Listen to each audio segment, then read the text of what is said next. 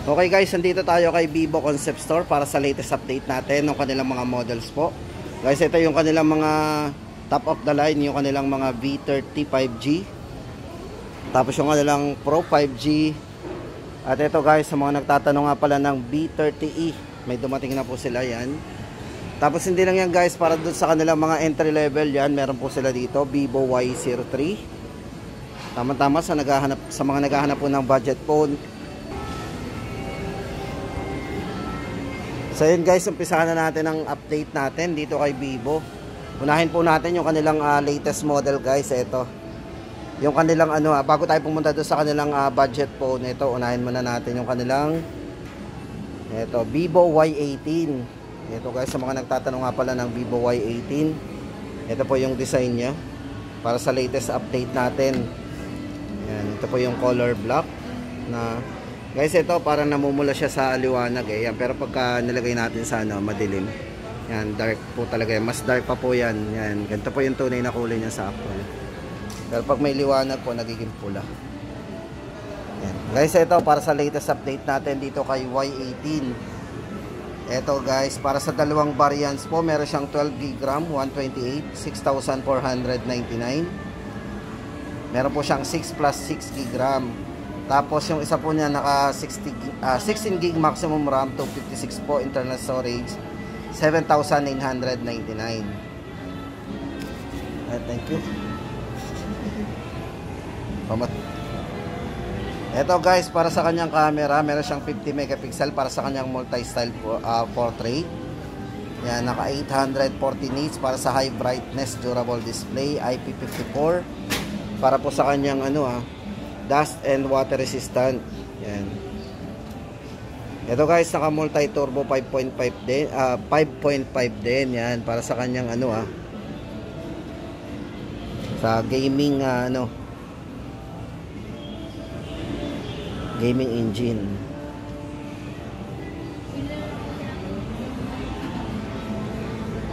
Guys, check natin yung kanyang camera kung gaano kalinaw. Yan. So meron po siyang 50 megapixel para sa kanyang main camera, night mode, portrait. Check po natin yung video.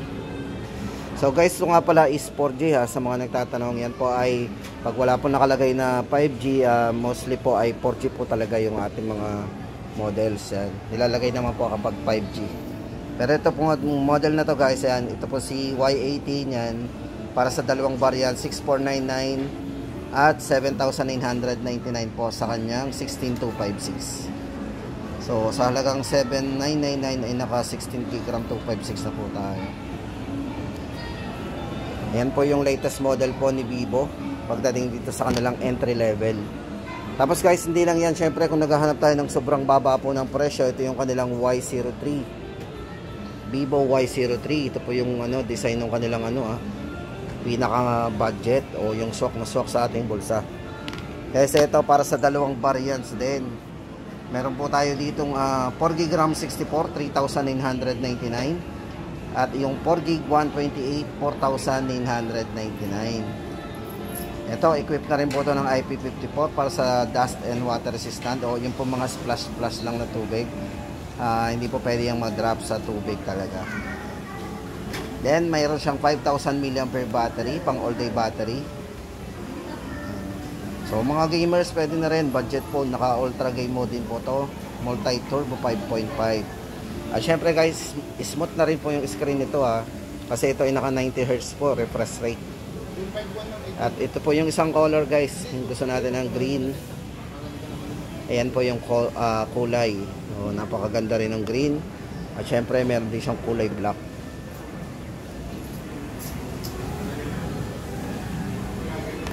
Okay, yan guys ang update natin kay Vivo Y03, 3,999, 64GB at 128, 4,999. Tapos guys, ito punta naman tayo sa kanilang mga iba pang models. Like ito guys, si Vivo Y17s. Dito guys sa kanila, ang naka-display na lang natin ay ito, Vivo Y17s. Ito guys ay naka 4GB RAM, 128 internal storage, 5,999. Very affordable pa rin. Nang mumura ng mga cellphone ngayon guys Dami natin pwedeng pagpilian. Ayan. Ito guys yung design ni ni Vivo Y17s. Bali guys, itong hawak natin is naka 128 na po tayo ng internal storage. Then equipped na rin po ito ng IP54 para sa dust and water resistant. Guys, sa camera, sa mga nagtatanong ng camera, ito nga pala merong 50 megapixel na main camera. Check natin.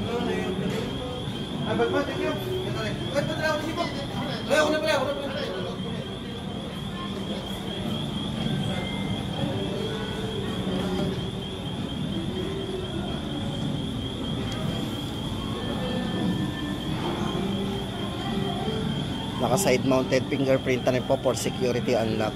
Ito guys, para sa latest update natin dito kay Vivo Y17s, 5,999, 4GB 128. Bali guys, ito ay naka 4G LTE na rin. Ito guys, good news to dito kay Vivo Y100. Ito guys, sa mga naghahanap nga pala dyan ng mga naka markdown ngayong June, tamang-tama sa inyo to. Vivo Y100 guys, ito meron siyang get as much as 2,000 off.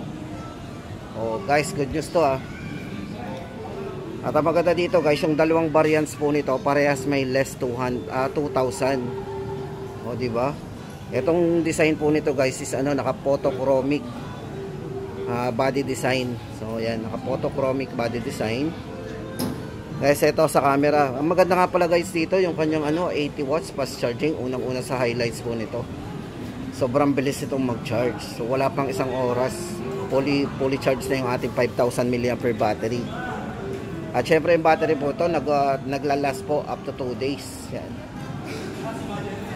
Ito guys, para sa price update muna natin dito sa kanyang yan, dating 12,499, ngayon po ay 10,999 na lang to. Yan. So dito pala na less natin is 1,500. Tapos dito po sa isa, yan, ito yung 2,000. 16GB RAM 256, dating 13,999 less 2,000, 11,999. Ito guys, naka 120 Hz na 20 Hz na rin po yung refresh rate nito. Napaka smooth na rin. Latest version ng Android 14 OS. Yan. Syempre guys, meron siyang volume na 300% volume mode. So ibig sabihin guys, napakalakas ng volume nito So maririnig talaga natin to even sa mga crowded area. Eto, check naman po natin yung kanyang camera. Syempre hindi natin yan. Checkin pa rin natin yung camera nito kung gaano kalinaw. So yun guys, may malinaw na tong camera. Tama-tama sa inyo to. So yun guys, ang update natin dito kay Vivo Y100 ngayong June 5, 2024.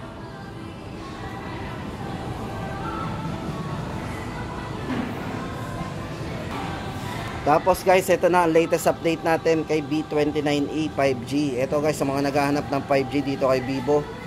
Guys, ito from 17,999. Ayan. Guys, ito ay ngayon po ay 16,999 na lang to. Ayan. Guys, sa mga naghahanap ng 5G ito 5G yan. Naka less 1,000 po to. Tuloy-tuloy na po yung price nito. Bali ito guys, naka 12 GB maximum RAM. Naka 12 GB RAM plus 256 po internal storage. Para po sa kanyang main camera, meron siyang 64 megapixel. Ito guys, ang kanyang 64 megapixel, napakaliwanag Tapos sa maganda dito, meron siyang optical image stabilization yan. Then meron siyang 0.6 o yung ultra wide angle yan. Mas malawak yung kuha natin. So 112 degree po kayang-kaya ang kuhanan nito. Ayan, naka 0.6.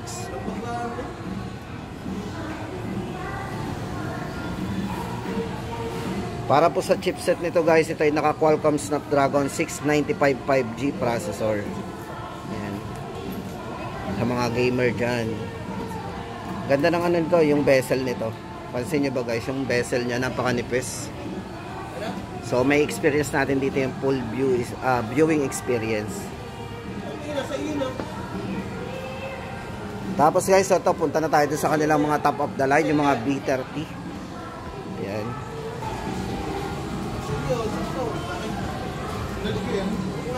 Yan guys, yung kanilang B35G. Yan, 5G pa rin guys. Sa mga naghahanap ng malalakas yung mga signal, syempre 5G. Dito kay Vivo B35G, ito yung dalawang variants natin. 12GB RAM 256, 24,999. At yung 512GB po, 27,999. Yan, bali ito, hawak natin is dummy phone. Yan, ganda ng design. May case pa nakalagay. Ganito yung case na makukuha natin dito. Inside the box. So, naka-silicone na yan. Clear.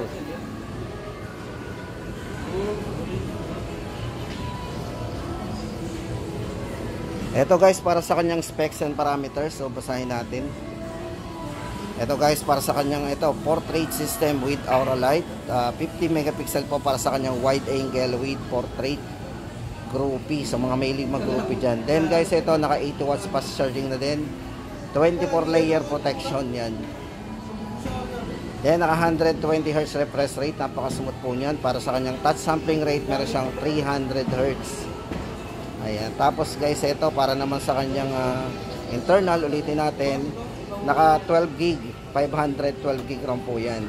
Tapos isang ma-appreciate mo dito guys, ito, meron siyang OIS plus OIS. OIS plus EIS. Kung saan guys, maganda dito, meron siyang dalawang dual stabilization. So ayan, for dual stabilization, nabibihira tayo makakita ng ganito, dual stabilization. Kasi meron siyang optical image stabilization pagdating sa camera, at meron siyang electronic image stabilization. So ayan.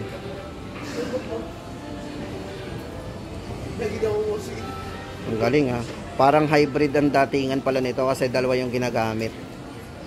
Ayan, dalawa yung ginagamit na stabilization nito So, OIS and EIS.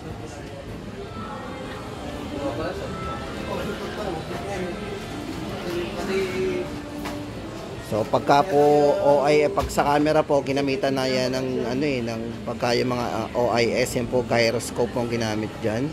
Then, sa EIS, yung mga accelerometer.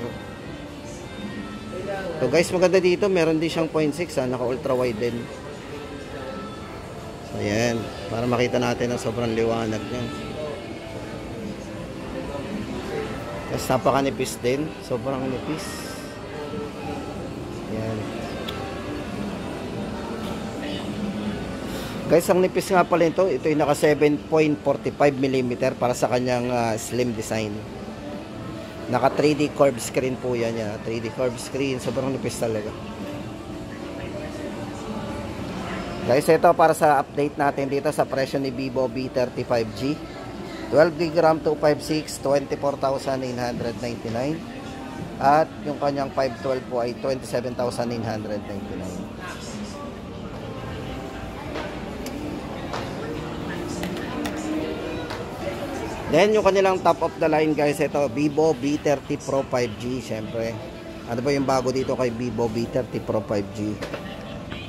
Yan, check muna natin guys kasi masyadong dikit yung nito, specs nito. Papakita natin sa inyo yung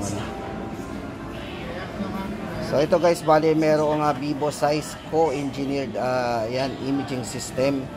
Tapos naka portrait system with aura light. So meron din po siyang 24 layer protection, yan, 80 watts fast charging, at naka 5,000 mAh battery. So ito guys, mas manipis to, 7.45mm din pala. Slim design with 3D curved screen na naka 120 Hz din po yung kanyang refresh rate. At yan guys, ito meron tong ito yan, naka dual stabilization din, OIS plus EIS, at meron siyang nightography with Sony lens ang ginamit po sa kanya, 920. Ang taas ng camera na ginamit pala nito, kaya pala ito yung top of the line nila.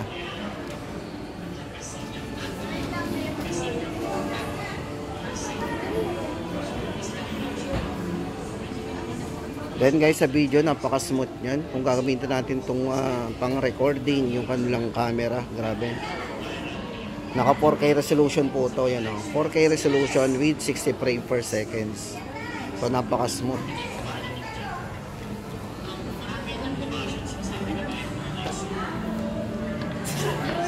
So, Ayun guys, ang update natin dito kay Vivo V30 Pro 5G, 34,999. Tapos guys, ito yung huling lumabas po sa kanila, ito mid-range po ito Vivo V30e 5G.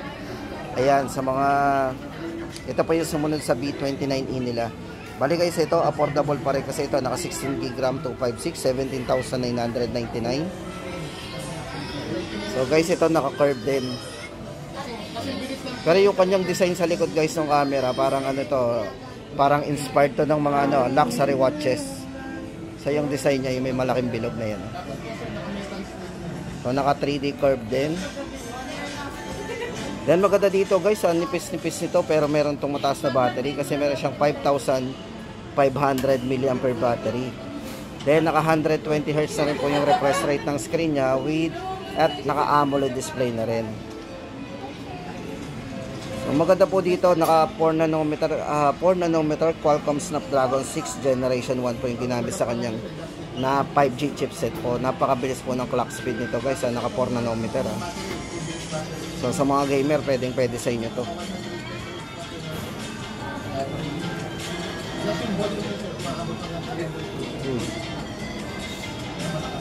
Ito guys, check natin yung kanyang camera. Gaano kalinaw yung kanyang Sony lens. So maganda guys dito kay Vivo, yung kanilang mga yung kanilang mga high-end, lahat halos sa Sony lens yung ginamit. Kaya pala sobrang lilinaw ng mga camera.